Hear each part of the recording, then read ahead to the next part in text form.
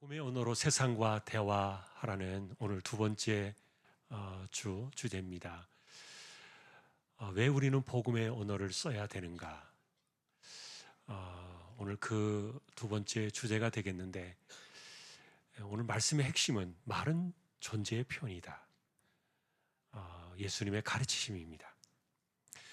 자, 우리가 보신 이 구절을 보면 너희가 말로 심판을 받을 것이다. 좀 심각하게 받아들이는 분들은 굉장히 무겁고 또 중한 말씀으로 이 본문을 보실 겁니다. 그냥 여벌로 듣는 분들에게는 그냥 지나쳐가는 말씀이 될지도 모르겠지만, 그러나 우리가 간과할 수 없는 무게가 사실은 여기에 담겨 있습니다.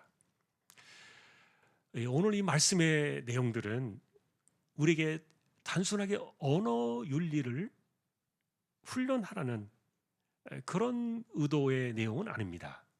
그리고 말은 우리가 어떻게 해야 구원을 받고 또 정말 이렇게 말하면 살면은 구원은 탈락이야, 이런 그 구원의 선을 그어 주시려고 주신 것도 아니었어요. 도리어 오늘 우리가 만나는 이 말씀의 주제는 나의 말이 내가 정말 어떤 사람인가를 드러내는 내 존재를 표현해주는 증거라는 겁니다. 자, 그러니 아무 생각 없이 우리는 그냥 말하며 살았는데, 내가 그리스도인이지만 세상 나가면 똑같은 사람들이니까 그냥 우리는 그렇게 살아가는데, 그런데 그 말이 신문을 받고 정죄함을 받을 거야. 예수님이 도대체 왜 이런 말씀을 주셨을까? 좀 궁금합니다. 자, 실제로 이것은 예수님께서 불쌍한 사람 하나를 고쳐주셨거든요. 이 사람이 귀신이 들렸어요. 그런데 듣지를 못해요. 그리고 보지를 못해요. 그래서 예수님께서 이 사람을 귀신을 쫓아내고 고쳐주셨더니, 어떤 사람들은 이 모습을 보면서 정말 다윗의 자손 메시아가 오신 것이 아닌가, 이렇게 기대감을 가졌어요. 그런데 바리새인들은 아니야, 어떻게 이런 일을 하나님이 일이라고 말해? 이거는 귀신의 왕 바알세불을 힘입어 가지고 귀신이 귀신을 쫓아낸 거야. 예수님이 하신 일을 놓고 시비를 걸었던 사건이에요. 이건 누가 봐도 하나님 나라의 일이 분명한데 귀신이 한 짓이라고 폄훼를 하면서 이렇게 도전할 때 예수님께서 너희들의 그 말 자체가 종말의 심판을 받을 것이다. 자, 예수님이 이렇게 말씀하십니다. 생각해봐라. 귀신들도 자기 집을 세우면서 싸우는 귀신이 어딨냐? 근데 바울도 비슷한 얘기를 했죠. 교회를 위하고 교회를 세운다 그러면서 싸우는 사람들이 어딨냐? 같은 이야기를 하셨어요. 자, 그런데 하물며 이 성령의 일을 귀신들끼리 싸우는 것이라고 폄훼하느냐? 도대체 마음이 어떻게 꼬여 있길래 이 독사의 자식들아, 이렇게 표현했어요, 예수님께서. 그러면서 너희들의 쌓여진 것이 마음에 선한 것이 없으니까 그것밖에 안 나오는구나. 자, 그래서 주신 말씀이에요. 선한 사람은 그 쌓은 선에서 선한 것을 내고 악한 사람은 그 쌓은 것에서 악한 것을 내느니라. 내가 너희에게 이르노니 사람들이 무슨 무익한 말을 하든지 심판날에 이에 대하여 신문을 받으리니 네 말로 의롭다함을 받고 네 말로 정죄함을 받으리라. 하늘의 판결문을 같지 않습니까? 그래서 이 구절의 사실 1차 대상은 서기관 바리새인들이었고요. 왜냐하면 그들은 모르고 한 말이 아니었고 성경을 알고 하나님의 뜻이 무엇인지를 알고 있었지만 왜 그랬느냐? 이들은 자기들만이 최고의 권위고 자기들만이 가장 높은 그런 일들과 말과 행위를 해야 한다고 생각하고 있었기 때문에 내가 하면 성령의 일이지만 당신이 하면은 귀신이 하는 거야. 여러분, 이런 태도였던 겁니다. 내가 하면은 은혜야. 당신이 하면은 이거 내 인정 못해. 이런 거죠. 자, 그래서 이렇게 어긋장이 나는 그런 마음을 가지고서 알면서도 도발한 말에 대한 답이었는데, 자, 그러니 이 말로써 심판을 받을 것이란 이것은 예수님의 심기를 거슬른 감정적이고 저급하고 거친 말투 때문에 나온 것이 아니었어요. 의도적으로 왜곡한 그런 저항의 표현들 때문에 그랬는데, 자기들이 높임을 받고 칭송을 받아야 되는데, 이름 없는 나사렛 예수라는 이 사람이 갑자기 칭송을 받고 높아지는 것을 이 사람들은 받아주기가 어려운 거예요. 그래서 하나님의 일인 줄 뻔히 알면서도 귀신의 짓이야, 이런 말투를 썼던 거죠. 자, 이것은 그래서 실수로 했던 말이 아니라, 중요한 것은 자기들의 생각이 틀렸을 수도 있다는 그런 가능성으로 말을 해야 되는데 완전히 닫아버리고 차단해버리는 단정적인 말투를 썼던 거죠. 예를 들면 여러분, 혹시 우리가 잘못 본 것은 아닐까? 이거 하나님께서 하신 일일 수도 있지 않나? 이렇게 여지를 남겨두어야 되는데, 그런데 이들은 단정했습니다. 마귀가 한 짓이야. 자기가 마치 판결하는 것처럼, 판결문처럼 선언의 말투를 했던 거죠. 여러분, 하나님은요, 인간들에게 이런 그 판결을 내릴 수 있는 권세나 권위를 주신 적이 한 번도 없어요.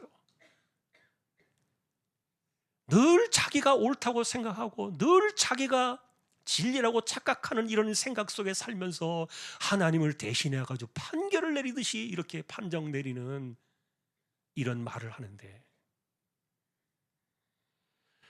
그러니 너무 자기 확신이 크죠. 내 말은 틀리지 않아. 나는 항상 옳아. 그러니 자기가 하는 말에 대해서 언제나 단정적이고, 혹시라도 내가 잘못 생각한 것은 아닐까라는 그런 돌아오는 길마저 차단해버리는, 이것이 심판의 근거가 되는 구원을 막아선 그들의 말투였어요. 그러니 감정적인 말, 실수하는 말, 순간적으로 튀어나온 그런 말들이 아니었던 거예요. 이 사람들은 평상시에 그런 생각을 가졌어요. 나는 원래 이런 사람이야. 그러니까 그들의 말투는 늘 사람들을 그대로 단정하고 판정 짓는 말투를 했던 것이죠. 언제나 확정적이고, 그리고 단호하게 단정을 짓는 말투로 그들은 살아갔던 거예요. 자, 이런 말투가 예수님에게서도 나왔는데 일상 속에서 세상과 대화하는 그들의 말투는 늘 그랬다는 거죠. 그러니 예수님께서 이들을 향해서 말합니다. 자, 당신들의 그 말투는 하나님께로 가고 싶어하는 사람들까지도 막아서는 다른 사람들의 구원까지 방해하는 그런 말투다. 예를 들면 여러분, 예수님께서 행하신 일을 보고 귀신 들린 사람 얼마나 불쌍해요. 말이 터지게 했고, 그리고 보이게 했어요. 그런데 자기들의 그 생각과 맞지 않고 자기의 그 권위와 맞지 않기 때문에 단정을 지었죠. 속지 마, 전 귀신이야. 그러니 자기도 천국에 들어가지 않을 뿐만 아니라 천국에 들어가는 사람들까지 문 앞에 막아서서 이렇게 방해하는 이런 말투가, 이게 세상에서 그들은 대화의 방식으로 살았는데 이게 바로 천국 문을 막아서는 말투다. 세상과 대화가 될 수 없는 말투였죠. 자, 그러니 여러분, 예를 들면 같은 신자들끼리 그래요. 뭐 교회 다녀봤자 다 똑같아. 그 사람 믿을 사람 아니야. 저게 무슨 뭐 은혜로 하는 거야. 저 사람이 무슨 뭐 감사함으로 저거 하는 거야. 누군가는 헌신하는 사람들을 있는 그대로 바라보면서 마음의 은혜를 받고, 아, 정말 참 귀한 분이다. 나도 저렇게 해야 되겠다. 이런 생각을 갖는 사람들이 있을 수도 있는데, 속지 마. 저 사람 다 뻔한 사람이야. 그런 사람이야. 누군가의 가능성까지 막아버린 이런 말투 때문에 심판날에 너희가 정죄를 받을 거야. 자, 그러니 예수님께서 구원을 빼앗아 버리겠다고 위협하는 것이 아니었습니다. 실제로 그들 안에 구원이 있는가 없는가를 그들이 드러내고 있었던 건데, 자, 여러분, 우리는 구원이라는 것은 말 잘해야 구원받는 거 아니에요. 그리고 어떤 뭔가를 해야 구원받는 거 아니에요. 오직 구원은 은혜고 믿음이에요. 선물이라 그러잖아요. 그래서 자, 그러니 말 때문에 구원이 되거나 안 되거나 그런 뜻이 아니라, 그의 말투는 그가 구원받은 사람인지 아닌지 그 사람의 실체를 폭로한다는 거예요. 우리가 그 속을 모르잖아요. 그 사람이 진짜 구원받은 사람인지 거듭난 사람인지 예수 믿는 사람인지 알 수가 없잖아요. 그러니 그 속을 자기가 말로써 자신의 실체를 폭로한다는 거예요. 자, 그러니 바리새인들을 향해서도 너희가 말 때문에 구원을 잃을 수도 있으니까 말 조심해, 이런 의도가 아니었던 거예요. 당신의 말은 당신이 누구인가를 드러내는 증거다. 그러니 당신의 그 말투는 심판대에서 내가 누구였던가를 증언하는 증거가 될 것이다. 왜냐하면 여러분, 우리가 은혜라는 것, 구원은 은혜로 주어지고 하나님 백성으로 살아가는 것, 내가 자녀가 되는 것 다 은혜로 주어지는 건데, 그런데 은혜를 받은 사람들의 공통된 첫 번째 특징이 뭐냐면 마음이 다스려져요. 이거 내 힘으로 되는 거 아니에요. 성령께서 말씀으로 은혜 가운데 우리 마음을 먼저 딱 잡아요. 예수 믿는 사람들의 공통된 특징 첫 번째가 마음이 다스려지고, 그 다음에 마음이 다스려지면 그 다음에 나오는 것이 뭐냐? 혀가 다스려지는 거예요. 그러니 그 속을 우리가 어떻게 알아요? 말로써 본다는 건데. 자, 그러니 복음이라는 것은 내가 얼마나 말을 잘하느냐가 중요한 게 아니라 내가 어떤 말을 하는 사람인가, 이거를 보여주는 것이죠. 말솜씨나 언변을 보는 것이 아니라는 거예요. 그러니까 말 좀 조심하세요. 실수 없이 말하세요. 신앙적인 표현을 좀 더 많이 쓰세요. 뭐 이런 판단을 우리가 지금 여기에서 본문에서 말하고 싶은 것은 아니라는 거예요. 중요한 것은 내가 복음을 받은 사람답게 복음의 언어로 살아가는 것은, 그것이 마지막 날에 내게로 어떻게 돌아올 것인가, 이거를 생각하며 사는 거죠. 그러니 사람이 흔들릴 때가 있어요. 화가 날 때가 있어요. 손해를 볼 때가 있어요. 억울할 때가 있어요. 이럴 때 사람들은 자기도 모르게 본래의 모습으로 돌아온 말들을 쏟아내지 않습니까? 변명을 하기도 하고 남 탓을 할 것이고, 그 다음에 누군가를 판단하고 비교할 것이고, 또 누군가를 정죄하고 때로는 공격할 수도 있는데, 평소에는 이렇게 말을 잘하다가도 감정이 무너져버리고 위기가 찾아오면 툭툭 튀어나오는 말들이 그때 그 사람의 진짜 아니겠습니까? 자, 그러니 이 복음의 언어는 내 안에서 쏟아져 나오는 그 말들이 뭔가를 보라 하는 건데, 자, 그래서 이 본문을 근거로 해서 이 내용을 세 가지로 정리를 해봤어요. 첫째는, 이 본문은 언어에 대한 도덕적인 경고를 준 것이 아니라 종말적인 진단을 하라는 거예요. 종말적인 진단. 자, 단순한 말버릇을 고쳐라 이렇게 말씀하신 것이 아니었다는 거예요. 나의 사고방식과 내 속에서 나오는 그런 말 표현들, 이런 것들이 마지막 종말에 하나님 앞에 섰을 때 너 그 말을 하나님 앞에서 다시 한번 해봐. 너 그렇게 말할 수 있어? 이런 종말적인 진단을 주는 거예요. 지금 네가 하나님 보이지 않고 사람들 앞에 보인다고 해서 네가 잘난 것처럼 그렇게 말하지만 또 하나님 앞에 똑같이 해봐. 그 말할 수 있느냐, 하나님 앞에서. 종말적인 진단에 대한 이야기예요. 그 다음에 두 번째는요, 우리 말이 어디서 나오느냐. 예수님은요, 내 마음속에 보물 창고에서 말이 하나씩 끄집어내진다 그래서 이건 축적된 내면이라 그래요. 사람들은 내가 하는 말이 그냥 내뱉는 것 같아도, 아무 생각 없이 하는 것 같아도 그러나 아니라는 겁니다. 그 사람들이 하는 말들은요, 무의식 중에 튀어나오는 그 말들은 내 마음속에 쌓여진 이 마음의 창고에서 쌓여진 그것들이 하나씩 둘씩 이렇게 나온다는 거예요. 물건을 꺼내듯이. 축적된 내면을 보라는 겁니다. 자, 세 번째로 내가 하는 말이 무익한 말이 있는가를 생각하라는 거예요. 사람들이 은혜 가운데 일하는 사람들이 있어요. 평상시에 그렇지 못한 사람이라 할지라도 은혜 가운데 일을 하고 은혜 가운데 헌신하고 은혜 가운데 살아가려고 애쓰는 사람들이 있어요. 그런데 그런 모습을 보면서 계속해서 그 사람을 왜곡시키는 그런 말들이 있어요. 누군가 정말 해보려고 애를 쓰고 제대로 마음을 먹고 이렇게 하려고 하는데 계속해서 뒤통수를 때리고 그 사람을 넘어뜨리고 무너지게 하려는 그런 말들을 하는 사람들이 있어요. 무익한 말이에요. 예수님은 이 세 번째 무익한 말이 심판을 받을 것이다 이야기했는데, 그래서 의도는 그거예요. 내가 하는 말들 속에 무익한 말들은 없나? 내가 쓰는 말들의 표현 속에 무익한 말은 뭘까?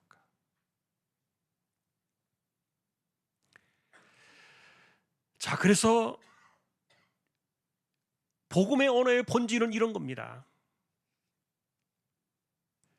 자, 이런 것들을 종합해서 우리가 배경 속에서 내가 복음의 언어로 세상과 대화하는 것은 내가 하는 말들이 마지막 날 심판대 앞에서 내가 어떤 사람인가를 증언해 주는 증거이기 때문에 이걸 생각하라. 또한 두 번째로, 이 복음의 언어로 살아간다는 말은 감정을 배출하는 그 언어가 아니라 신앙의 고백을 하라는 거예요. 사람을 단정하고 판단하고 결정짓는 이런 말들을 쓰지 아니하고 하나님을 드러내는 말들을 하라는 거죠. 그리고 복음의 언어는 말을 예쁘게 꾸미는 기술이 아니었어요. 복음이 내 마음의 주인인지를 살피는 거예요. 진짜 하나님 말씀이 내 삶의 주인인가? 그리고 주님께서 정말 내 인생의 주인인가? 왜냐하면 속에 있는 것이 나오니까. 자, 그래서 이것을 갖다가 우리가 복음의 언어로 세상과 대화하는 방식을 다시 한번 이렇게 정리해 봤는데요.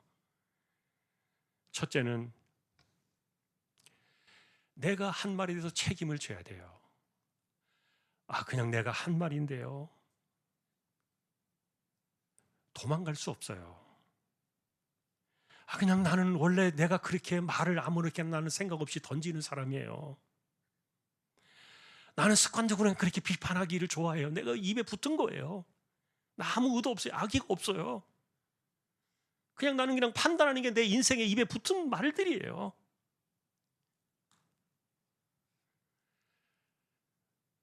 책임질 수 있느냐? 말이 남긴 흔적에 대해서 하나님 앞에서 책임을 져야 될 것이다. 이게 복음의 언어로 우리가 세상과 대화하는 방식들을 첫 번째 보는 거예요. 두 번째는 내 안에 쌓여지는 것이 뭔가를 점검하는 겁니다. 우리 입에서 나오는 말보다도 예수님께서는 그 말을 끄집어내는 그 저장소를 보라 그랬어요. 우리 안에 지금 무엇이 쌓여지고 있는가? 내 마음속에 무엇이 매일 쌓여지고 있는가 하는 거예요. 뉴스로 마음의 심령을 계속 쌓아놓겠습니까?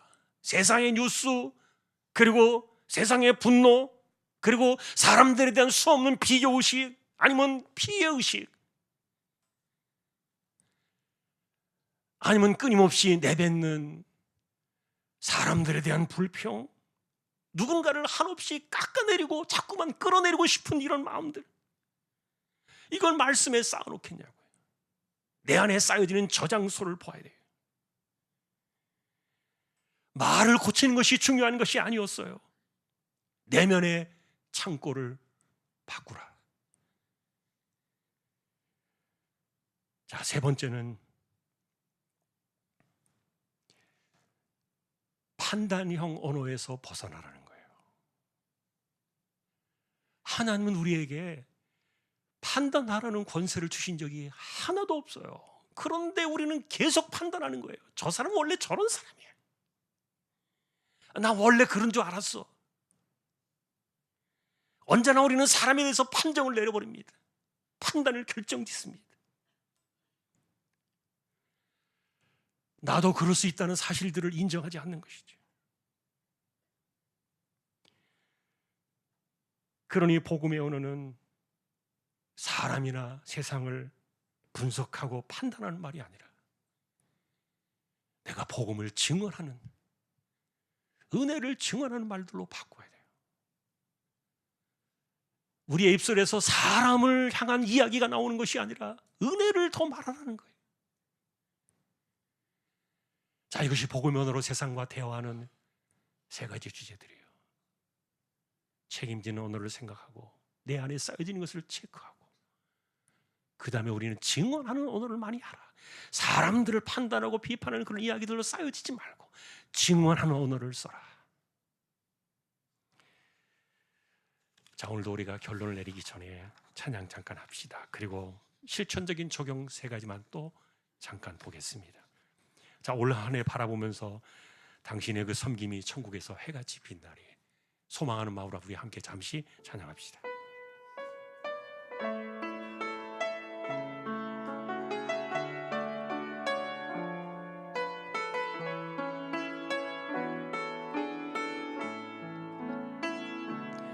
당신의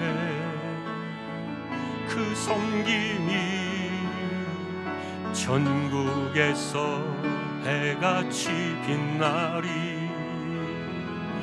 당신의 그 겸손이 전국에서 해같이 빛나리, 당신의 그 믿음이 전국에서 해같이 빛나리, 당신의 그 충성이 전국에서 해같이 빛나리, 주님이 기억하시면 족하리, 예수님 사랑으로 가득 찬 모습, 천사도 흠모하는 아름다운 그 모습, 전국에서 해같이 빛나리, 당신의 그 순종이 전국에서 해같이 빛나리, 당신의 그 사랑이 전국에서 해같이 빛나리, 당신의 그 찬송이 전국에서 해같이 빛나리, 당신의 그 헌신이 전국에서 해같이 빛나리, 주님이 기억하시면 족하리,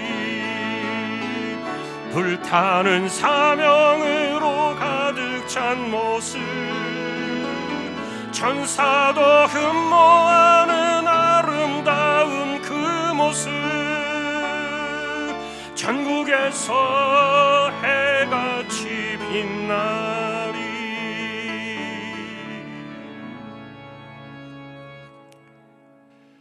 적용의 실제 세 가지를 한번 정리해 봤습니다. 적어도 우리가 하루에 한 번은 이 질문을 좀 해보자. 나의 지금 살아가는 내 언어의 말투는 심판대 앞에서도 하나님 앞에서도 다시 그대로 꺼내놓을 수 있는가? 너 그대로 한번 하나님 앞에서 말해봐. 한 번씩 질문해 봐야 되겠죠.